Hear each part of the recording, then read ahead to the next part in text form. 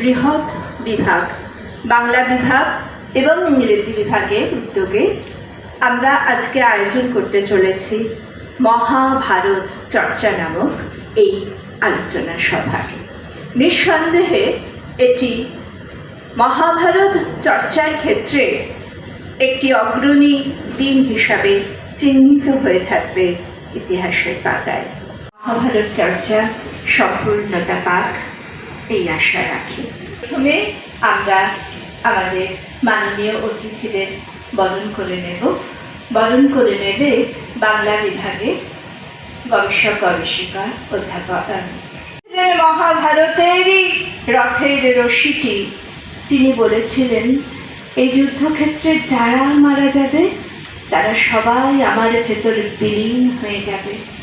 বিলীন হয়ে আমরা আশা করব তারা গাছ হয়ে ফিরে আসুক পৃথিবীতে।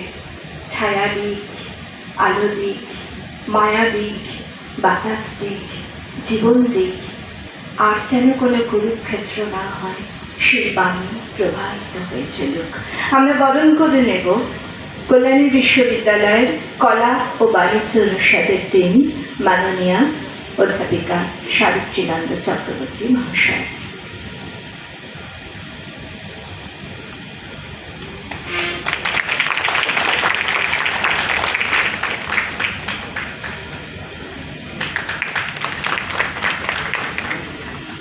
সত্য অসত্য, কলুষ কলঙ্ক, ধর্ম অধর্ম, অনাদি অনন্ত, এই সব কিছু নিয়ে মহাভারত। কি নিয়ে মহাভারত, আর কোথায় বা তার পরিণতি, কেই বা তা লিখেছিলেন, এই সব কিছুই আমাদের আজকের আলোচনার মধ্যে দিয়ে উঠে আসবে।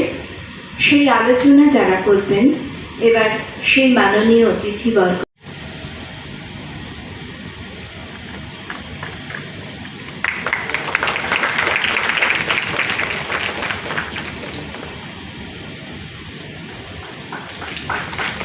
এরপরে আমরা বরণ করে নেব প্রখ্যাত সাহিত্যিক তমাল বন্দ্যোপাধ্যায় মহাশয়কে।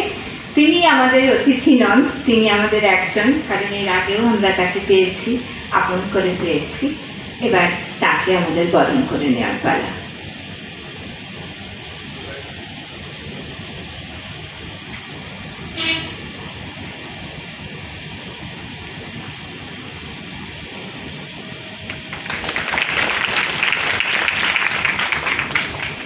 এরপর আমরা বরণ মহাশয়।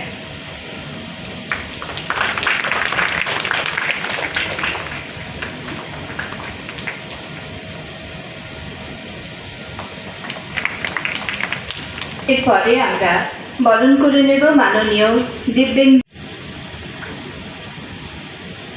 এটি সত্যি খুব আনন্দের। এই মিলন মেলা খুব সহজে কিন্তু সংগঠিত হয় না, যে আমরা একই সাথে মঞ্চে পেয়েছি ইংরেজি বিভাগের প্রধান, হিন্দি বিভাগের প্রধান, সংস্কৃত বিভাগের প্রধান তিনিও আসবেন পরে, এবং আমি নাইবা বললাম, আর অবশ্যই বাংলা বিভাগের অধ্যাপিকা তথা এই কলা ও বাণিজ্য অনুষদের ডিন অধ্যক্ষা মাননীয় সাবিত্রীনন্দ চক্রবর্তী মহাশয়কে, অধ্যাপক সুখেন বিশ্বাস মহাশয়কে, অধ্যাপিকা বৈশালী ভুঁই মহাশয়কে। সত্যি এ এক নক্ষত্র সমাবেশ, যেটা বোধহয় মহাভারতকে সামনে রেখেই সম্ভব। না, কুরুক্ষেত্রের জন্য নয়, শান্তি পর্বের জন্যে, যেটি বড় দরকার এখন পৃথিবীতে। তো এবার আমরা বরণ করে নিচ্ছি হিন্দি বিভাগের বিভাগীয় প্রধান অধ্যাপক হিমাংশু কুমারকে।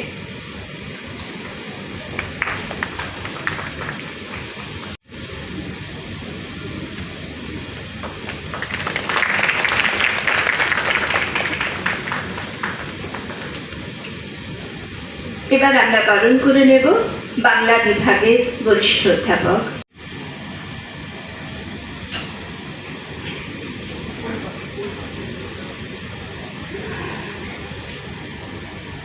আমরা সবাই জানি সেই যদা যদা ধর্মস্য গ্লানির্ভবতি ভারতে অভ্যুত্থানং অধর্মস্য তদাত্মানং সৃজন্যেহং পরিত্রাণায় আশায় চতুষ্কৃতম ধর্ম সংস্থাপনাথায় সম্ভবামি যুগে যুগে। কিভাবে আশীর্বাদ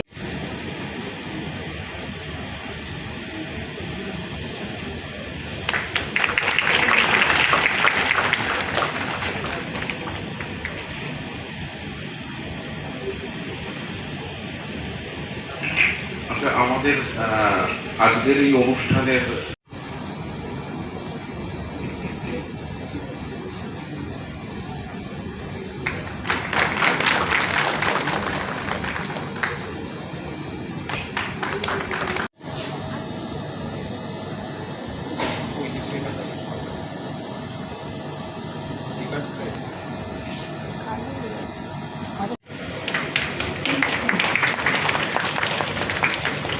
আমাদের মাননীয় উপাচার্য স্যার আপনাকে এসে আপনি যদি আমাদের এই সেমিনারটা উদ্বোধন করেন স্যার।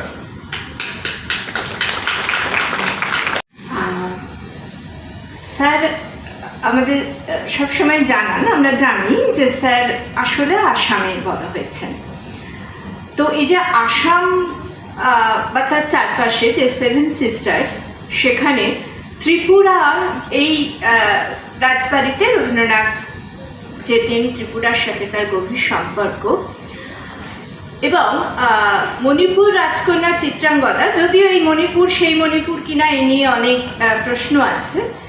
সেই চিত্রাঙ্গদা আমরা সবাই জানি রবীন্দ্রনাথের খুব প্রিয় একটি চরিত্র, এবং অবশ্যই তিনি মহাভারতেরও চরিত্র।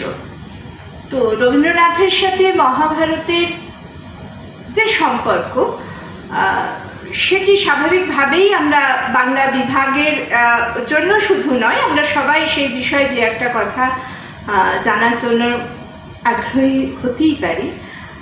এবার কল্যাণী বিশ্ববিদ্যালয়ের কলা ও বাণিজ্য অনুষদের ডিন মাননীয় অধ্যাপিকা সাবিত্রীনন্দ চক্রবর্তী মহাশয়কে আমি দু এক কথা বলবো।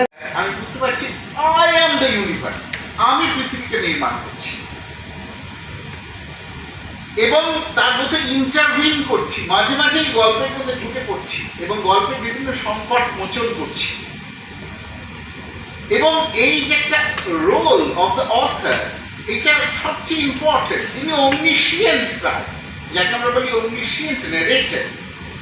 তিনি একই সঙ্গে, আমি যাদের সঙ্গে কথা বলছি তাদের মধ্যে আমার মাস্টারমশাই রয়েছে, ন্যান্সি, আমাদের, তাই বলতে আরো মজা হচ্ছে যে এই উনি যখন পড়াতেন যে গালিভার ট্রাভেলসে যেমন ন্যারেটিভের জায়গা, আমি সেই প্রসঙ্গে আজকে আমরা এই ন্যারেটিভের কথা বলি, মহাভারত কীভাবে ন্যারেট হচ্ছে, সেখানে আমরা দেখতে পাচ্ছি জন্মেজয়। আচ্ছা, আমি আরেকটু ছোট করি স্কোপ।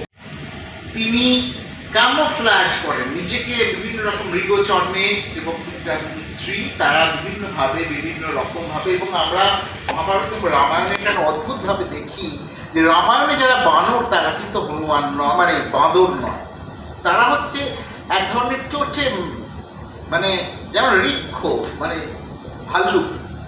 এই ভাল্লুকদের যে হেড ড্রেস, মাথায় এক ধরনের মানে একটা ক্ল্যান বা একটা জাতি, তারা নিজেদের যে টোটেম সেইটাকে কখনো কখনো মাথায় বা গায়ে ধারণ করে। এবং রামায়ণে স্পষ্ট আছে যে ওই বানররা ওই লঙ্কা জয় করার পরে তাদের পোশাক খুলে পাশে রেখে দিচ্ছে।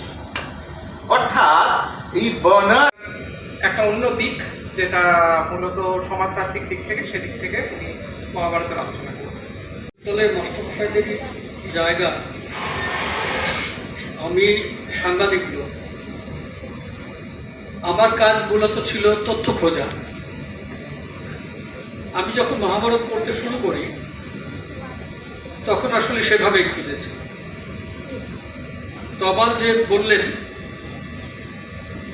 এর সবটা কিন্তু মহাভারতে নেই।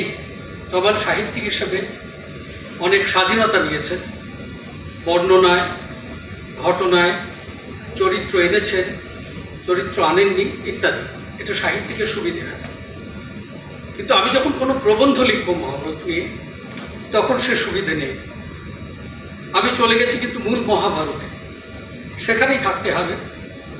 আমার ঐতিহ্য কিভাবে দেখিয়েছে মহাভারত, প্রথমে সেটা দেখা দরকার। আমার ঐতিহ্য সাধারণভাবে মহাভারতকে ধর্মগ্রন্থ হিসেবে দেখতে শিখিয়েছে। ফলে লাল কাপড়ে মোড়া হয়ে বাড়িতে থেকে গেছে, মাথায় ঠেকানো হয়েছে। মহাভারতের ভেতরে ঢুকিনি আমরা। মহাভারতের ভেতরে ঢুকলে বোঝা যেত এটা এত বড় সাগর, যতটাই দখল করি তার ততটাই বাইরে থেকে যায়।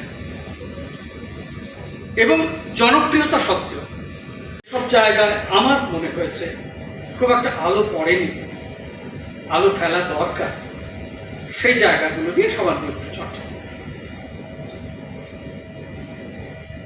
তো আমাদের এখানে কি হয়, মহাভারত যেহেতু একটা বিশাল অরণ্যের মতো,